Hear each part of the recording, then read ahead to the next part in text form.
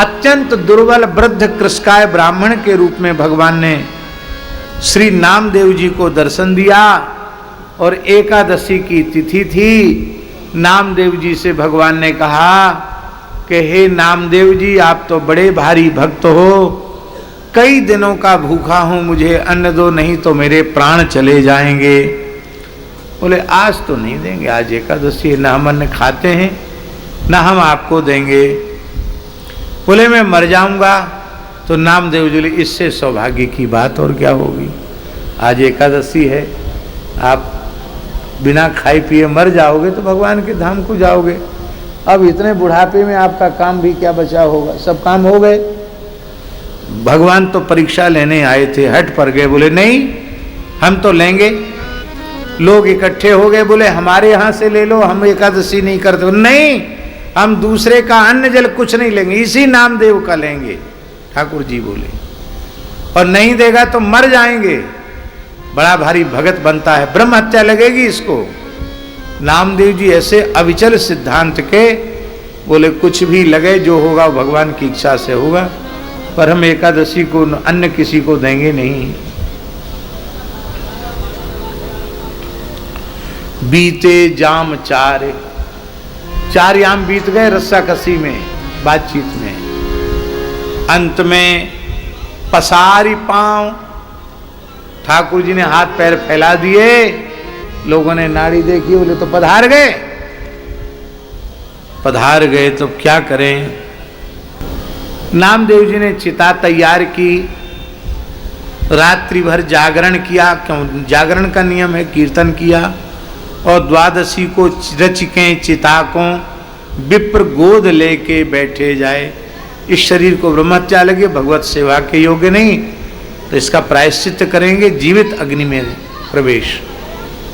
तो ब्राह्मण के मस्तक को गोद में लेकर बैठ गए और अग्नि लगा दी।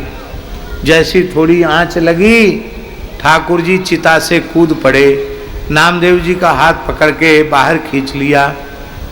लोगों ने हाथ ब्राह्मण को उठते हुए, हाथ पकड़ के नामदेव जी को बाहर लाते हुए तो देखा, बाद में ब्राह्मण गायब हो गया।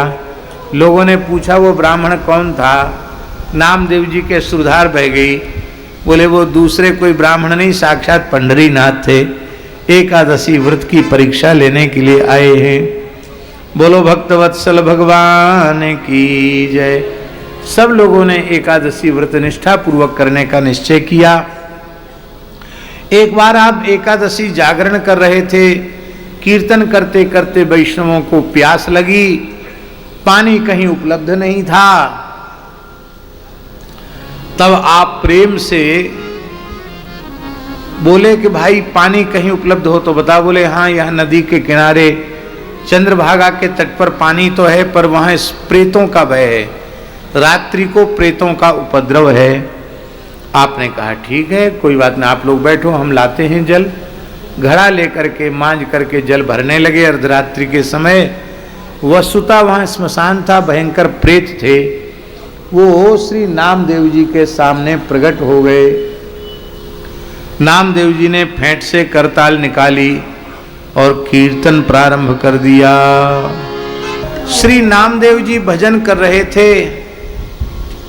एक मुगल ने इनको बेगार में पकड़ लिया और इनके सिर पर बहुत मोटी पोटली रख दी और स्वयं घोड़े पर बैठकर चलने लग गया।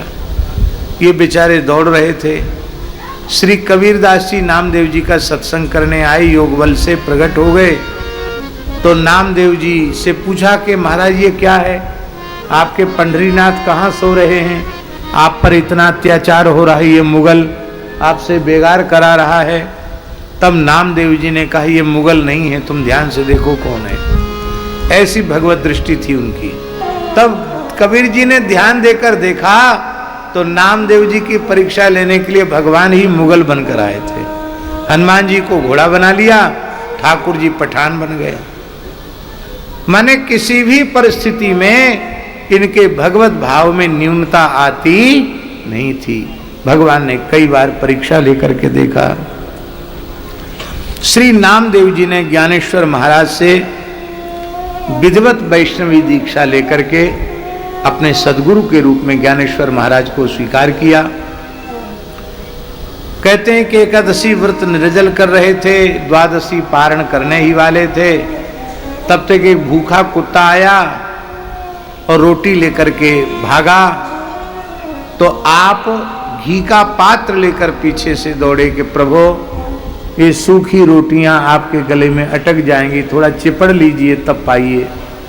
वस्तुतः वो कुत्ता नहीं था, परीक्षा लेने भगवान पंढरीनाथ ही आए थे। कुत्ता अंतर्धान हो गया, पंढरीनाथ प्रकट हो गए। बोले नामदेव तुम कुत्ते में भी मुझको देखते हो? बोले भगवान आप सर्वत्र सर्व जगह हैं, यह देखना यही तो सत्य दृष्टि वास्तविक दृष्टि है, यह न देखना झूठी बात है। आप सर्वत्र विद्यमान हैं, यही देखना सत्य दृष्टि है, ये आपकी कृपा से ही है।